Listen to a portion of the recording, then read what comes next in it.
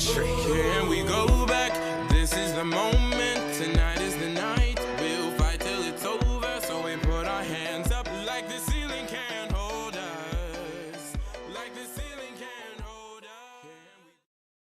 Hello and welcome to this podcast introducing the topic of international trade for Leaving Certificate Economics. Let's start with the learning outcomes. By the end of this video, you should be able to discuss the advantages and disadvantages of international trade, identify the laws of trade, and outline the arguments for and against free trade. So why is international trade important, and why do we need to learn about it? International trade is the exchange of capital, goods, or services across international borders. In most countries, trade represents a significant share of gross domestic product. Trade is particularly important for a small island country such as Ireland. Our lack of essential raw materials, a drive for growth, Ireland's climate, and a growing desire for a varied supply of goods and services are just some of the reasons international trade is so important to our economy. International trade is made up of two elements, importing and exporting.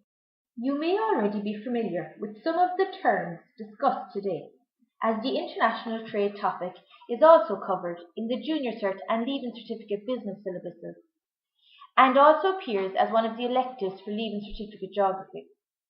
In future lessons, we will discuss and calculate the balance of trade and the terms of trade, which will test your math skills. So let us begin with importing. An import is any good or service purchased by the resident of a country which causes money to leave the country. Imports can be visible or invisible. Visible Irish imports would include citrus fruits and German cars. Examples of invisible Irish imports would include tickets to an Ed Sheeran concert or a holiday to the Caribbean.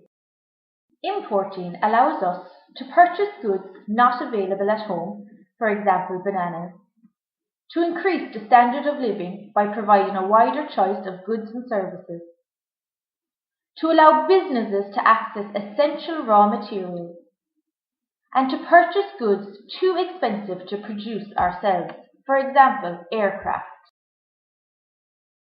However, importing also has its disadvantages. Money is leaving the country. It creates increased competition for Irish firms. Closures and redundancies caused by increased competition may increase government expenditure. Exporting refers to selling goods and services produced in the home country to other markets. Examples of visible Irish exports are Irish beef and whiskey. An example of invisible exports would be people from other countries holidaying in Ireland or buying tickets to a U2 concert. The advantages of exporting include increased production creates employment. Money earned from exports increases our national income and our standards of living. Exporting allows Irish companies the opportunity to access larger markets, and export-led growth can stimulate the economy. According to the famous 18th century economist Adam Smith, the most important reason why nations trade is that it allows each country to specialize in making those products that it can most efficiently produce. The law of absolute advantage states that each country should specialize in the production of that good in which it has an absolute advantage. A country has an absolute advantage when it uses less of its resources to produce one unit of a product than the other country uses. The law of comparative advantage states that if a country is more efficient in producing both goods, it should specialize in the good where it has the greatest relative advantage and trade for its other goods. In this example, country Y is better at producing both goods. This does not mean that it should produce both goods and that country X should produce nothing. Country Y is 4 times better at producing food than X, and 3 times better at producing machinery. Country Y is relatively more efficient at producing food. Therefore, Y should produce food and leave X to produce machinery. The law of comparative advantage makes a number of important assumptions. There is free trade, transport costs do not exist, there is mobility of factors of production, there are constant returns to scale, and the benefits of trade are shared between the countries. Free trade refers to the unrestricted purchase and sale of goods and services between countries.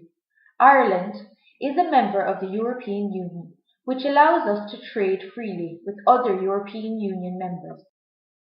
Some of the arguments for free trade include that it ensures specialisation occurs, it improves standards of living, it offers a greater choice of commodities, it creates more competitive prices, and it allows for the sale of surplus domestic output.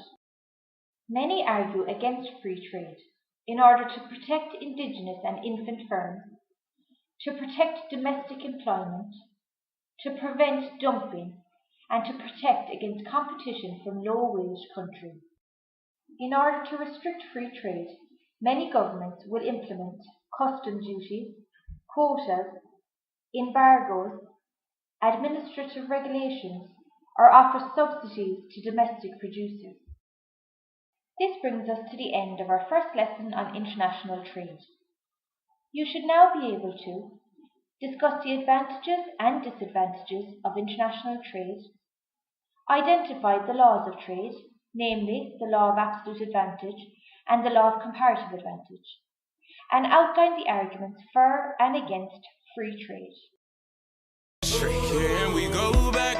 This is the moment. Tonight is the night. We'll fight till it's over. So we put our hands up like the ceiling can't hold us. Like the ceiling